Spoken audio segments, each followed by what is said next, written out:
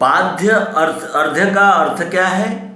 विमल ज्ञान से अपने अंतःकरण को धोए, अपने अंतःकरण को धोए। अपने अंतःकरण में जो विकार भरे हुए हैं, काम, क्रोध, लोभ, मद, मोह, मत्सर, और इनसे हमारा जो अंतःकरण कलुषित हो गया है, उसे धोकर निर्मल किया जाता है। क्योंकि निर्मल स्थान पर ही हम किसी शुभ कार्य का आयोजन करते हैं। तो बाहरी तो हम शुद्धता रखते हैं, स्वच्छता, निर्मलता रखते हैं, लेकिन अंतःकरण की निर्मलता, क्योंकि ये सारा बोध अंतःकरण को प्राप्त करना है, और अंतःकरण में जब तक हमारे ये बोध स्थिर नहीं होता, तब तक हमारे मनुष्य जीवन में चाहे हम कोई भी क्रिया करें, कितने भी जप, तप, उपवास, कर्मकांड चाहे जो करे, उसका हम पर कोई भी परिणाम नहीं होता। क्योंकि वो जब तक हृदय तक नहीं जाता है, तब तक वो हिये में बोध होते ही मुक्ति है ब्रह्मजाल से। जब तक हमारे हृदय में ही बोध स्थिर नहीं होता, तब तक वो ब्रह्मजाल से हमारा छुटकारा हो ही नहीं सकता। इसीलिए पाद्य अर्घ्य का अर्थ है विमल ज्ञान से अपने अंतःकरण को धोना। उसके अनंतर पंचामृत स्नान, सातवीं बात है। पंचामृत स्नान का अर्थ है पांचों तत्व अविनाशी शाश्वत है। सामान्य पूजा में पंचामृत किसे कहते हैं? दूध, दही और घी, और जिसे कहते हैं मधु और जल, ये पंचामृत है। ये 5 प्रकार के अमृत है जो पूजा के लिए, यानी जिनका इस्तेमाल होता है, जिनका प्रयोग होता है। और अंतःकरण के स्नान के लिए क्या है? तो 5 तत्व कैसे है? अविनाशी है, शाश्वत है, ये बोध होना। उसके अंतर वस्त्र समर्पण। वस्त्र समर्पण में आवरण को हटाकर जो हमारी बुद्धि पर छाया है उसे हटाना, अर्थात देह हमारी नहीं है, देह हमारी नहीं है। प्रकृति के 5 तत्वों का कार्य सत्यनारायण की देह है। जैसे हमारा देह पंच तत्वों से निर्मित है, पंच महाभूतों से बना हुआ है, वैसे ही प्रकृति के 5 तत्वों का कार्य क्या है? सत्यनारायण की देह है। यही मेरे प्रकृति के 8 अंग है। किसकी प्रकृति? विश्वरूप परमात्मा की प्रकृति। उसी तरह यहाँ जानना है कि प्रकृति के 5 तत्वों का कार्य सत्यनारायण की देह है, और आवरण को हटाकर हमारी बुद्धि पर जो छाया है उसे हटाना।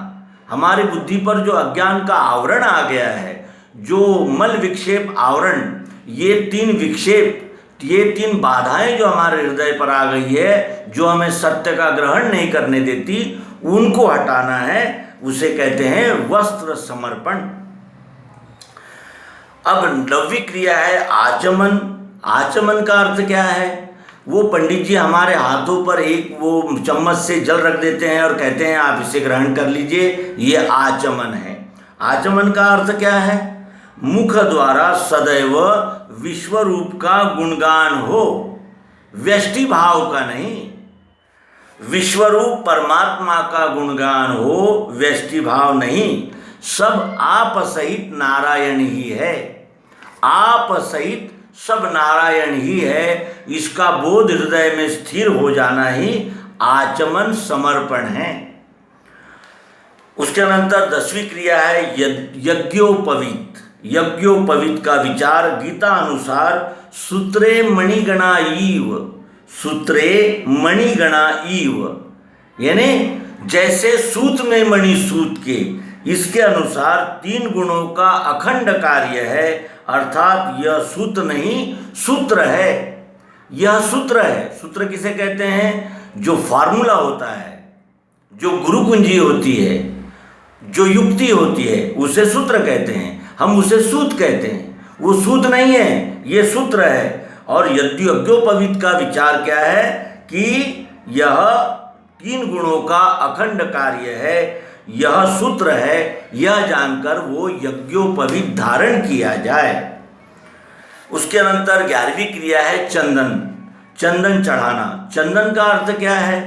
शिरोधार्य और शीतलहर धारण करना कराना है। स्वयं भी शीतल होना है और अन्य को भी शीतल करना है, उसे चंदन कहते हैं, चंदन को धारण करना। फिर 12वीं क्रिया है माला। माला का अर्थ है जो हम माला किसी देवता की प्रतिमा पर और चित्र पर चढ़ाते हैं, उसका वास्तविक अर्थ अध्यात्म विज्ञान की दृष्टि से क्या है? माला का अर्थ है एक सूत्र में पुष्पों की तरह गूंथकर मुस्कुराना, दूसरों को आनंद देना। सब एक ही माला के यानी माला में पिरोए हुए पुष्प है, फूल है, इस दृष्टि से मुस्कुराना, दूसरों को आनंद देना। धूप कर्म की सुगंध जैसे धूप आकाश में व्यापक हो जाता है, उसी प्रकार हमारा चरित्र भी सुगंधित होना चाहिए। इस दृष्टि को रखकर अगर हम चंदन अर्पण करते हैं तो वो अध्यात्म विज्ञान की दृष्टि से योग्य है, यही श्रद्धा है। और इसके विपरीत जो है वो अज्ञान है, अश्रद्धा है। दीप ज्ञान, दीप जो प्रज्वलित किया जाता है उसका अर्थ क्या है? ज्ञान विज्ञान का अंतर बाह्य प्रकाश है। ज्ञान विज्ञान का अंतर क्या है? बाह्य प्रकाश है। और जो बाहर साकार है वही अंदर निराकार बनकर प्रकाशित हो रहा है। हमारा शरीर तो दिख रहा है, बोल रहा है मुंह, लेकिन जिसने इस आकार को धारण किया है वो क्या है? वो निराकार है। और इस तरह अंदर निराकार बनकर जो प्रकाशित हो रहा है उस आत्मा की ओर अपने मन, बुद्धि, चित्त और अहंकार को लौटाना, यानी उसका स्मरण रखकर दीप प्रज्वलित करना, यह विज्ञान का दीप प्रज्वलन है। नैवेद्य, 14वां कार्य क्या है? नैवेद्य है। नया नया उत्तम कर्म का फल कर्ता भाव से रहित सत्यनारायण विश्वरूप को समर्पित करना। अपने उत्तम कर्म का फल कर्ता भाव से रहित होकर सत्यनारायण जो ये विश्वरूप ही है उसको समर्पित करना। और यह त्वदीयम वस्तु गोविंदम तुभ्यमेव समर्पयामि, इस दृष्टि से समर्पित करना, और यही सत्य सिद्धांत है। हे प्रभु, तेरी ही वस्तु है, हमारा यहाँ क्या है? सब तू ही तो है, और तू ही तो मैं बनकर कार्य कर रहा है। प्रभु, तेरी ही वस्तु तुम्हें ही समर्पित है। इस भावना को रखकर वो यानी नैवेद्य का समर्पण करना है। फिर आचमन है। आचमन का विचार क्या है? देह से होने वाले कर्म कर्ता भाव धारण न कर पाए, अर्थात कर्ता का त्याग करना आचमन है। कर्ता का त्याग करना आचमन है। और 16वां कार्य क्या है? आरती। आरती समर्पण। अपन कहते हैं आरती समर्पयामि। प्रत्येक कार्य में हम जब वो सत्यनारायण की कथा करवाते हैं तो हम कहते हैं समर्पयामि। तो आरती का समर्पण का अर्थ क्या है? कृतज्ञता ज्ञापन करने को आरती कहते हैं। कृतज्ञता यानी प्रदर्शित करने के लिए हम आरती कहते हैं। और अंत में सर्व कर्म विश्वहित करे न फल चाहे। सब कर्म करे, विश्वहित के लिए करे और उससे फल न चाहे, यह प्रदक्षिणा है। और दंडवत सबका आधार है। यही सत्यनारायण विश्वरूप जानने की तैयारी अपने में करना अभ्यास, उपासना है। विश्व ही सत्यनारायण रूप है। इसको कथाओं के द्वारा 5 प्रकार से समझाया गया है। जीव ही लकड़हारा है जो कर्म बोझ होता है। सतानंद विज्ञानी भक्त है। उल्कामुख के सामने कटु शब्द बोलना उल्कामुख है। जो साहूकार सतनिष्ठा की बात तो करता है, आचरण नहीं करता। और लीलावती क्षर साकार तथा जिसकी यह सब कलाएं हैं वह कलावती अक्षर है। यह सब विश्वरूप पुरुषोत्तम में का कथानक दृष्टांत है। अंत में सब दंडी स्वामी अर्थात दिव्य चक्षुवान अनुभवी से ही सत्य जान यह विश्व ही नारायण है, यह देखें जाने मिले।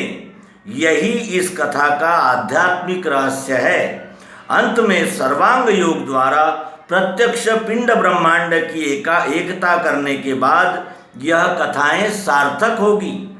अतः विज्ञानशाला ओंकारेश्वर से प्राप्त प्रत्यक्ष विश्वरूप दर्शन करें तथा सच्चा लाभ तभी मिलेगा। यह लेख हमें श्रीमती सुशीला बिदुआ इनसे प्राप्त हुआ है, जो अध्यात्म विज्ञानशाला 2019 गीता मनन सत्र श्रावण पर्व में उपलब्ध हुआ है। और इस अवसर पर हम अध्यात्म विज्ञानशाला पत्रिका के संपादक और श्रीमती सुशीला बिदुआ इनका आभार व्यक्त करते हुए इस अंक को समापन करेंगे। नर्मदे हर सद्गुरु भगवान की जय। विश्वरूप सत्यनारायण की जय।